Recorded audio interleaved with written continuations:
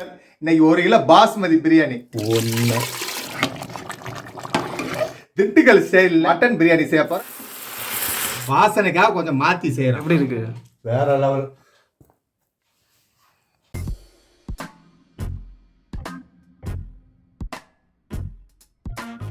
Hello master, இன்னைக்கு 1 kilo basmati அரிசியை வச்சு 1/2 கிலோ கறி வச்சு திண்டுக்கல் சேலில் இன்னைக்கு திண்டுக்கல் மட்டன் பிரியாணி செய்கிறோம். அதுவும் குக்கரில் செய்கிறோம். எப்படி செய்யலான்னு வாங்க பார்ப்போம்.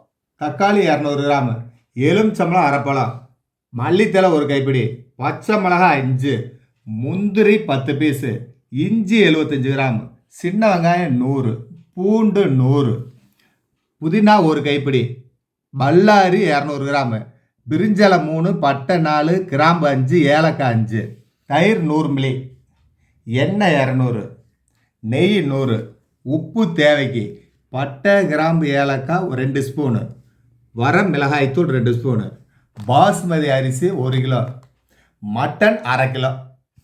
10 லிட்டர் குக்கர் இது. சரிங்களா? இப்போ வந்து குக்கர் சூடாயிருச்சு.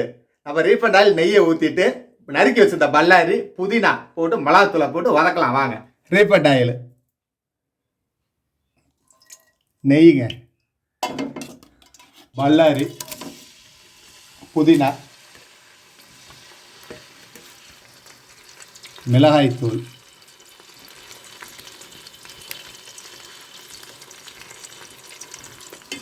நாலு இன்க்ரீடியன்ஸ் ஆட் பண்ணியாச்சு. 4, 5, 5. இப்போ வந்து பொன்னேரமாக ஆனடி தக்காளியை போடுவோம். அடுப்பு ஆயில வச்சுருக்கோம். பொன்னேரமாக ஆகட்டும் வெங்காயம் அப்படியே கோல்டு கலர் வந்துட்டு ஒரு ப்ராசஸ். அடடா பல்லாரி பொன்னேரமாக, அதாவது பாஸ்மதினால 100 கிராம் எக்ஸ்ட்ரா சேர்த்துருக்கோம் பல்லாரி. அதேமாதிரி தக்காளி 100 கிராம் எக்ஸ்ட்ரா சேர்த்துருக்கோம் பாஸ்மதி. இப்போ தக்காளி ஆட் பண்ணிக்கலாங்களா?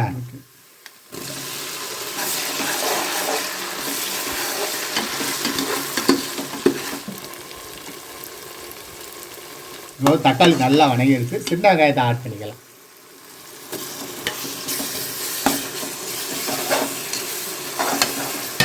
பட்டை 8 கிராம், கிராம்பு 2 கிராம், ஏலக்காய் 4 கிராம் பவுடர் பண்ணி வச்சுருக்கோம். ஆமாம்.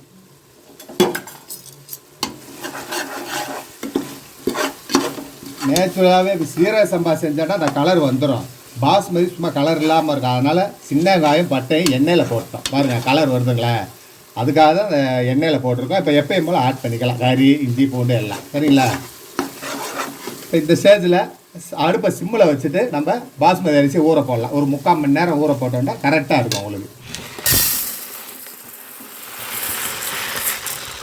எப்பயும் போல் 2 கல்லையும் எடுத்துகிட்டு ஊற போடலாம். சரிங்களா? நம்ம 2 கல்லையும் எடுத்தாச்சு. சரிங்களா? எடுத்தாச்சு. இதில் வந்து வாசனைக்காக பட்டை கிராம்பு, பிரிஞ்சலை, புதினா, மல்லி, நம்ம எப்பயுமே பச்சை மிளகா கடைசியாக போடுவோம். பச்சை மிளகா அவ்வளோதான். ஊறட்டும். சரிங்களா? அப்படியே செலவு காட்டுங்க. இப்போ டார்க் ஆகிடுச்சுங்களா? இப்போ நம்ம எப்பயும் போல் ஆட் பண்ணிக்கலாம் எல்லா ஜாமானையும். இப்போ வந்து சிம்மில் இருந்து ஆயில மாற்றிக்கலாம். மாற்றிட்டு இப்போ கழுவி வச்சுருந்தா மட்டன் ஆட் பண்ணிக்கலாம்.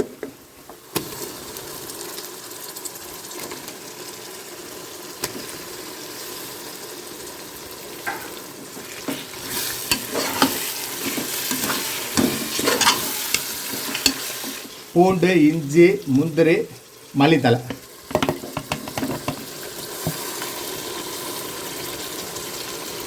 தயிர்,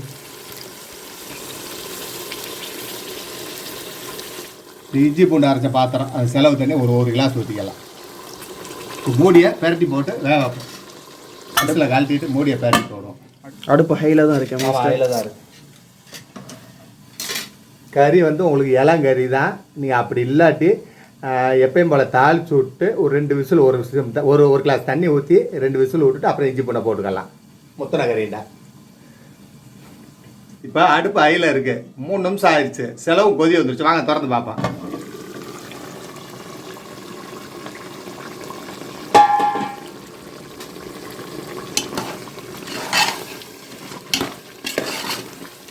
நல்லா எண்ணெய் தெரிஞ்சு வரட்டோமுங்க. தண்ணி ஆட் பண்ணிக்கலாம். சரிங்களா? அது வரைக்கும் அடுப்பு ஹைலே இருக்கும். ஹைலே இருக்கட்டும். ஒன்றும் பிரச்சனை. நம்ம பக்கத்துலேயே இருக்கும்.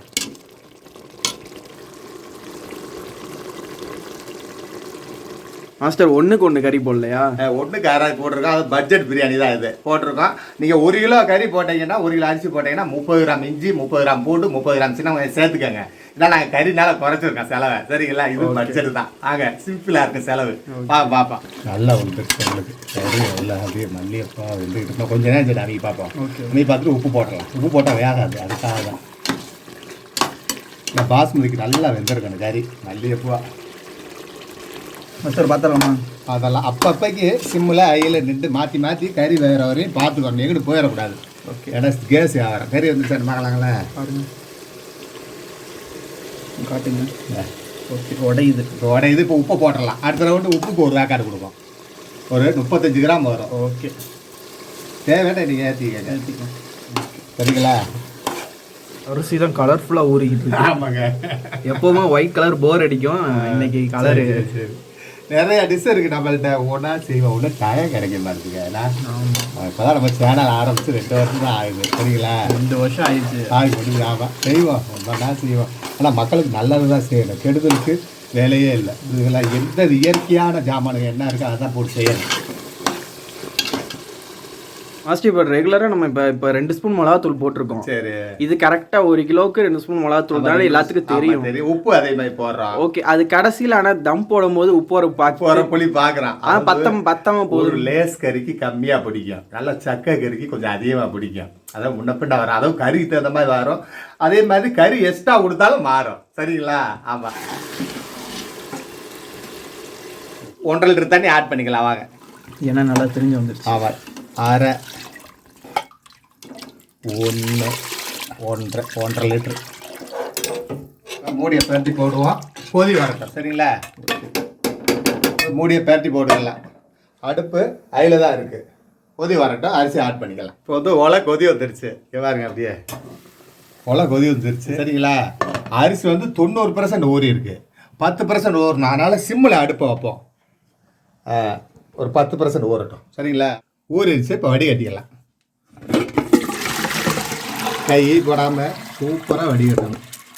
உடையாமல் கொடுத்துக்கங்களே. கையே போடக்கூடாதுங்க. ஐரன் அலசணுமா அது எப்படிங்க? இந்த ஒரு விரல் மட்டும் போட்டுக்கிறேன். அடுப்பு அயில வச்சு அரிசியை ட்ராப் பண்ணலாம் வாங்க.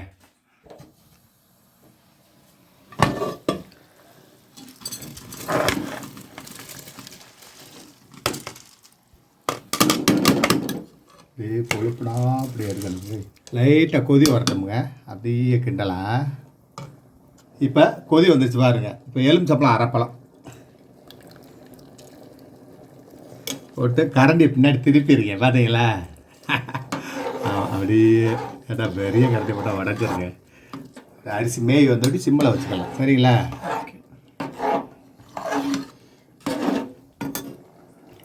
உப்பு செக் பண்ணிக்கோங்க. உப்பு மட்டும் லைட்டாக போட்டுக்கோங்க. கொஞ்சம் கம்மியாக இருக்குது. அடுப்பை சிம்முலையும் வைக்கல, ஐலையும் வைக்கல, நார்மலாக வச்சுருக்கேன். நடுத்தரமாக புரியுதுங்களா? அவன் அடுத்து இறக்கிட்டேன். அடுப்பு நான் வந்துருச்சு. மேய் வந்துருச்சு. அருமையாக ஒன்று பத்தமாக லெவலுக்கு வந்துருச்சுங்களா? இந்த அரிசி வாங்கி வச்சு 2 மாதம் ஆச்சு. ஓல்டு ஆகிட்டான். ஆமாம். செய்யலாம் நினச்சா டைமே கிடைக்கல. இன்னைக்கு தான். ஆமாம். கரெக்டாக இருக்குங்களா? அப்போ தான் ஓகே. பர்ஃபெக்டாக இருக்கு. வேறு லெவலாக இருக்குங்களா? கலர்லாம் பயங்கரமாக. ஆமாம். தம்ப ஓட்டலாங்களா? ஓட்டலாம். ஓடுறதுக்கு கூட இவ்வளோ செய்யலாம்னு பார்த்தேன். சொல்லுங்கள். எப்போதுமே நெய்யை ஊற்றலாம் எனக்கு திருப்தியாக இருக்குங்க. எனக்கு கொஞ்சம் அப்படியே அவ்வளோதாங்க. அப்படியே மேய் விட்றோம் பெரட்டி. சரிங்களா?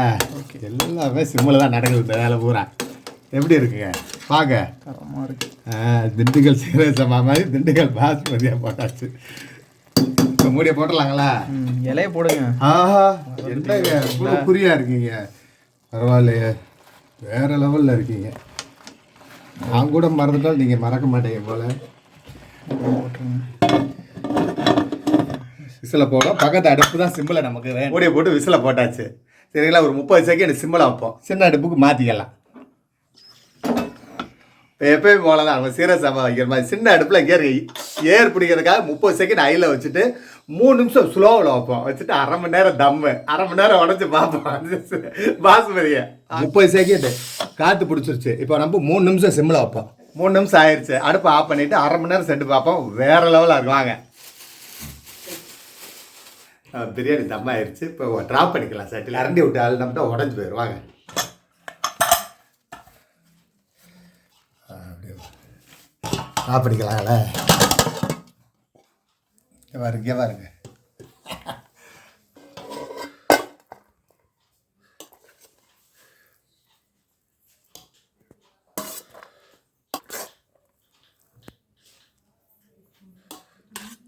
ரைத்தா, எண்ணெய் கத்திரியா, புதினா சட்னி, மட்டன் மிளகு சாப்ஸ், எலும்பு,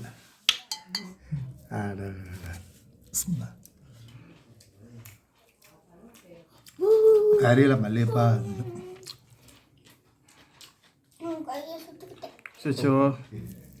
மல்லிகைப்பா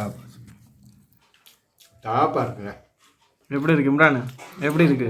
வேற லெவல் சாப்பாடு சூப்பராக இருக்குது. நீங்களும் இதே மெத்தடில் 1 kg, அதாவது திண்டுக்கல் ஸ்டைலில் பாஸ்மதி பிரியாணி செஞ்சு பாருங்கள். நன்றி, வணக்கம்.